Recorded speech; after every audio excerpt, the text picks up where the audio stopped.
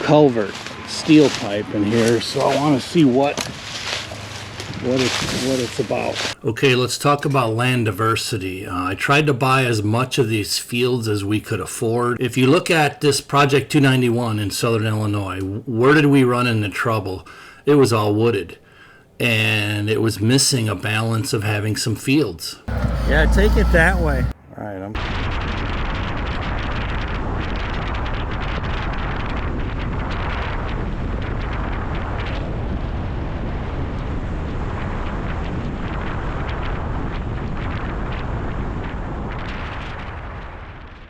Hey guys, Kapper here. Welcome back. So today is our road trip from Easter weekend. Just got home yesterday. This is going to be the first time Sharon has seen our future new farm, provided everything continues to go smoothly.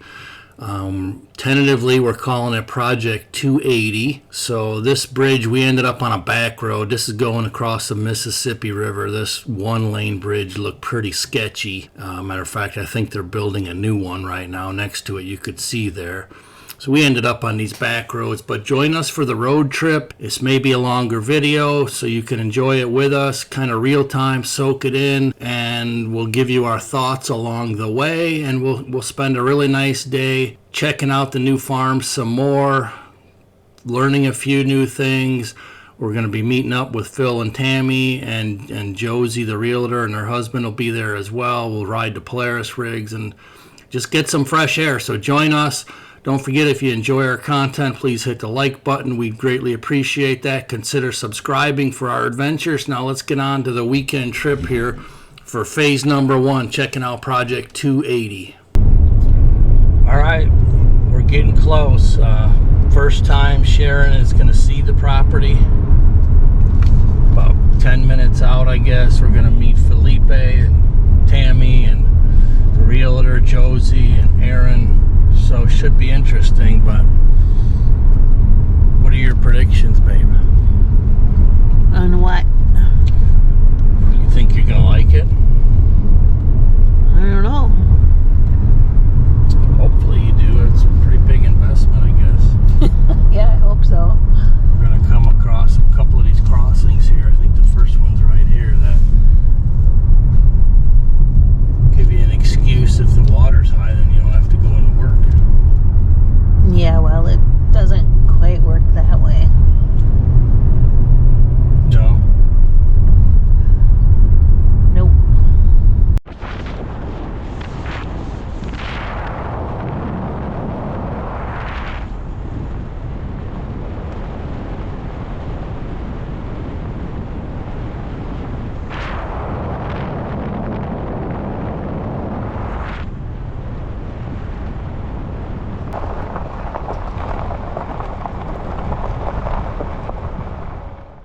Okay, so let's talk. We read all the comments, unless we're behind or something, but our channel's not that big. So we do read a lot of comments, and we've got a lot of people saying, hey, just back out. You know, you could replicate this one. So here are some of my points and counterpoints. This particular road, we would own this entire road. I'm going to guess 1.25 miles. I didn't measure it, but our driveway here in Illinois is about 0.7, about 3/4 of a mile, give or take. And 9 years ago, the cost estimate on it was $80,000. And we cheated, you know, we did a few things. We didn't use road fabric, and we opted not to use breaker run, which actually saved quite a bit on the cost of the driveway. And the power here is high voltage, buried, mind you, all the way in here. So if you tried to replicate this, a 240-acre piece just came on the market and just popped up in my feed. It was almost $1 million, and it wasn't even shaped that well. It had 2 different parcels, and utilities were at the road. So by the time you run high voltage buried line 1.25 miles, 1.5 miles to a private location, you're probably well into the 6 figures, well over $100,000. Then building this road, you're probably going to be at another 6 figures, $100,000, and then by the time you drill a 300-foot well, you could be looking at almost $250,000 before you even break dirt to try to build a new home if you were to buy a private parcel like this. So Just some things to consider. Infrastructure building, especially in today's inflationary environment, is ridiculously expensive. So just walking in the door, privacy is not cheap. If it's one thing we've learned from all the farms that we thought we were going to retire on and live on, is that privacy is very, very expensive. And you have to buy acreage just for cushion. If you want privacy, you can't expect, to buy a 5-acre lot or a 10-acre lot and have privacy when the next guy over's got a 5-acre lot or 10-acre, 2-acre, So you have to buy cushion. You have to buy more than maybe what you think you might need in case you were to get future neighbors close by. So just the infrastructure alone of running power and building this driveway could easily cost you $250,000 just to get to that private spot before you even break ground and start, pouring that 9-foot ceiling basement and building that nice home and all those things. So just food for thought. We're buying it mostly for the land. The home is nice. It's going to be a bigger home than ours, but we do have plans for not quite a full rehab, but a lot of things we're going to change around if we can afford it, depending on how the funds go in the next 2 months. We might try to do a rehab before we even start cleaning and moving in. We might try to get a contractor, and we need to add a bedroom, we need a bathroom. We're going to add a 2-story deck out the back. As you're going to see, it could be a beautiful view back there. Just needs to be cleaned up. I know a guy with equipment, by the way. So just food for thought, enjoying this long, beautiful drive. This is your escape from reality. I mean, to get this privacy, here's the pond on the left. Imagine this all cleaned up where you can look at this beautiful pond. Anyways, privacy is expensive, but this is your escape from reality. Every day, if Sharon does get a job or have to travel or commute, when you hit that gate in the driveway, that's where you leave the real world behind. And you start enjoying your privacy under your feet every single day. That's our goal. We live where people want to go on vacation. It's just kind of the way we are, and that's how we've become, and that's how we invest in land.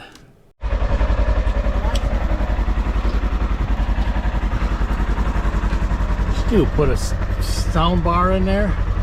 I've always had one. Looks bigger. Exactly. I got a couple Red Bulls if you want one. Still cold from the gas station. Red Bull? Sugar-free? Sugar.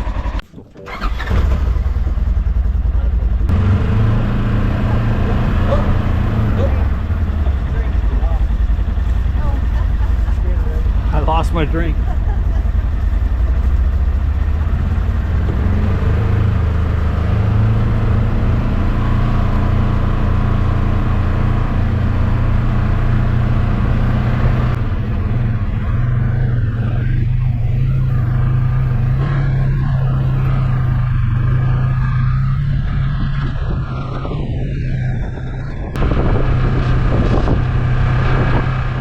Okay, let's talk about land diversity. I tried to buy as much of these fields as we could afford, that made sense in the property that we offered on and have a contract on. If you look at this Project 291 in Southern Illinois, where did we run into trouble? It was all wooded, and it was missing a balance of having some fields. Yeah, take it that way. All right, I'm confused, very confused. All right, change of plans. Thank goodness I had the drone up. When you're at ground level and it's so overgrown like this, it's hard to realize the distance between them. But I'm going to keep it real for you guys. I'm going to leave the audio and video real time for wildlife, for building, for food plots, for any kind of cash crop or anything. So it set us back, hiring all the equipment out and us doing a bunch ourselves, creating the new fields on the higher ground on Project 291. So that's a huge bonus, finding a nice property that's diverse. Most of this is all wooded, but there's 30 acres of fields here, and it lays out really nicely well, where I can basically replicate our Illinois farm, and I can compartmentalize this 30 acres. I can plant tree rows in between with my tree spade, or we could do like we did with the loblollies and make compartments here, 2, 3, 5 acre compartments that will be separated by visual barriers. And whatever, we could do, a couple of them in food plots for deer. We could do quail habitat in 1 or 2 of them. The Missouri DNR is very proactive with landowners and wildlife. As a matter of fact, they pay for a lot of programs. So the field is a really nice start with the diversity. The soil may not be the greatest, but you can amend soil and you have volume. So let's say for a deer food plot, your soil ain't the greatest. Well, if you double its size and you grow half the volume, well, you've done just as good as having good dirt, I guess. Just one of the ways that I look at it when it comes to food plots and land management. She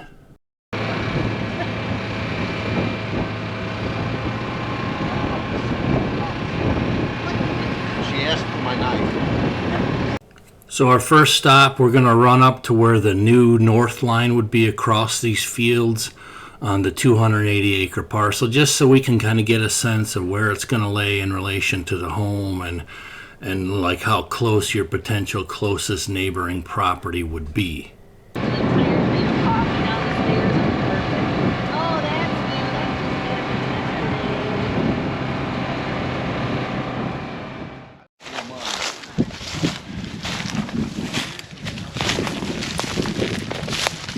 Briars. All right, this is around where the north property line is going to be. Just want to take a look in here. It's a good size. Probably a black oak, it looks like.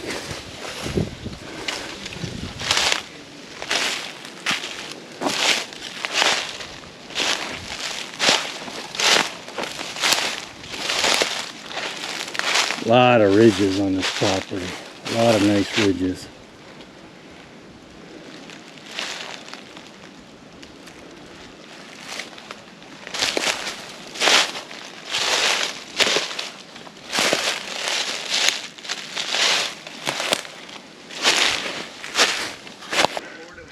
That's a big old persimmons right there. That's nice.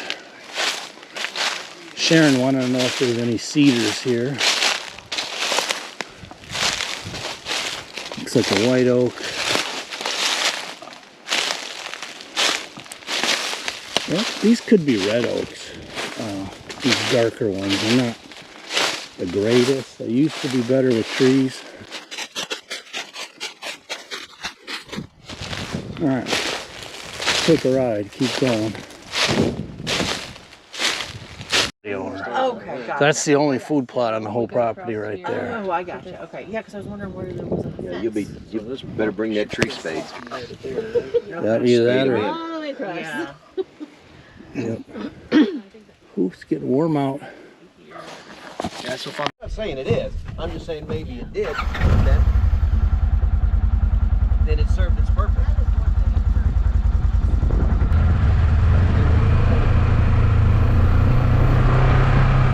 All right, so now we're basically kind of tracing the northern property line across this field so we can get a sense of that. And then we're going to start heading south along the west boundary line. And I'm going to get out on foot and I'm going to check out some of these fingers and ridges a little bit closer so I can kind of see, if there's potential marketable timber in there, what's hiding in these patches of woods in between all of these field fingers. Got the chainsaws?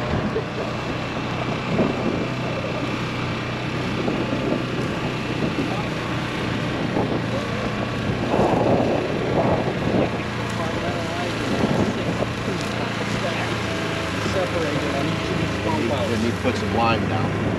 This room's saved.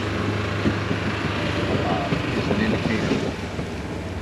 Getting such a low here. There's the property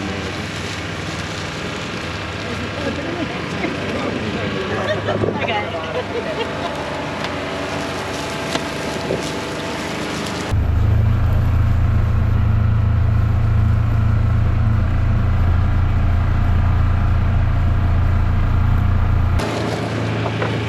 There's some, is that a big rock there, babe? Oh, I see. Yeah, I don't know what else it is.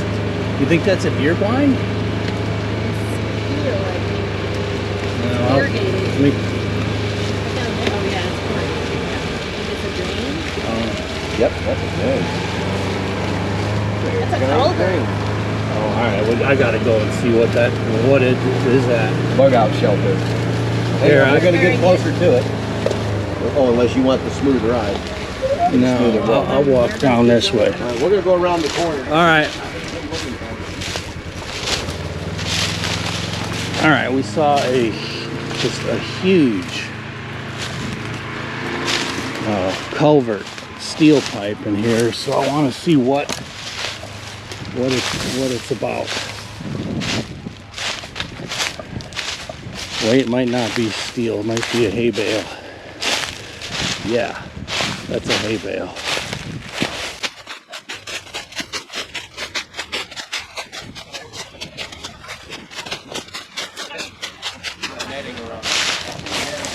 Yeah, that was Phil. Phil said it was a culvert pipe. I don't think he's got his glasses on.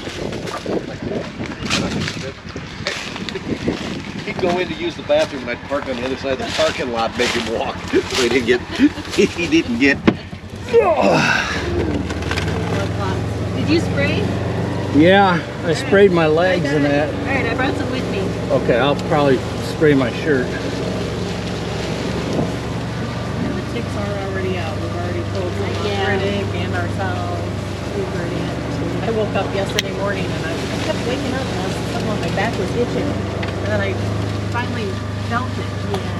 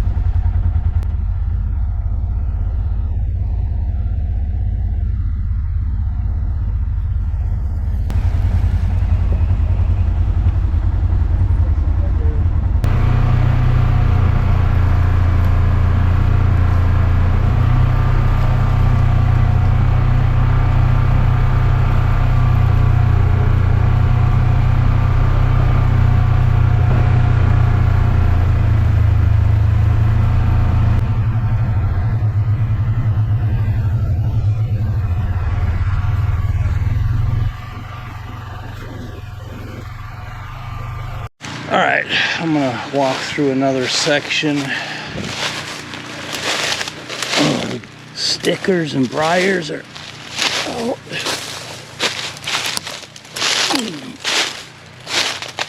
I told them I'd meet them around the next field over. Got some kind of dirt mound here. And they used to do a lot of fluorospar mining in southern Illinois. Not much for timber in this block. There's one kind of decent one there. Not that we're ever going to do anything with it, but that fence line comes down right there.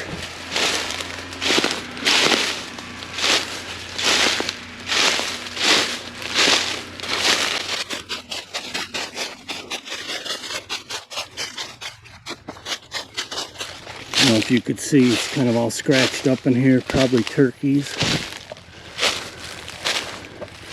He said he did see some turkeys on his way in, the owner did. I was gonna say I lost my ride, but that's a nice oak right there.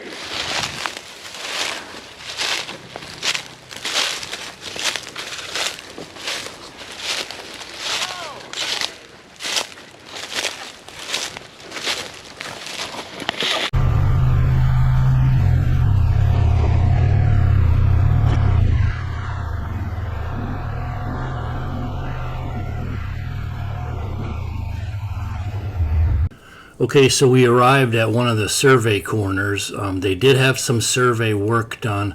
So I'll pull up the map, show you where the corner is. Now this happens to be a really nice flat finger going kind of along the property line. So this works out in our benefit that the flat finger is on our side of this fence line. But let's take a quick walk over here to the west on this kind of remote section down here, and it just gets more and more remote, as you're going to see here in just a little bit. Don't call me out. Don't try calling me out. Okay, so I think I'm going to split this into 2 episodes. I mean, we maybe covered, I don't know, 20, 30, 40 acres total so far. But now we're going to really head into the remote woods, and we're going to blaze down some trails. I'm going to find a new creek. Hopefully it's spring fed, but you'll see. I think we'll continue it in part number 2, which hopefully will be tomorrow or the next day. But just, it was a beautiful day, beautiful time to be out in the woods, and I think the next episode is going to be a little more fun. We're going to be in the woods. I'm going to take some hikes. Might even kind of get lost a little bit.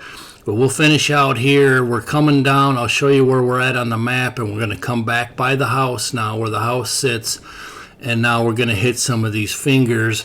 And we're going to hit some woods that we've never seen before on the first showing. I mean, there was only so much time, and we didn't want to keep the property owner waiting forever, but we put on a lot of miles on the second half, which will come up in the next day or 2. So thanks for joining us. Remember, if you're looking at owning property or owning your home, dream big. Take some financial steps now to move in the right direction, because it's not cheap, it's not easy. My son just got a contract on a home, and he ended up having to pay way more than it was listed for, because there was 8 offers on the first weekend. Of course, that was kind of out west. It's not quite that bad here in the Midwest, thank goodness, yet.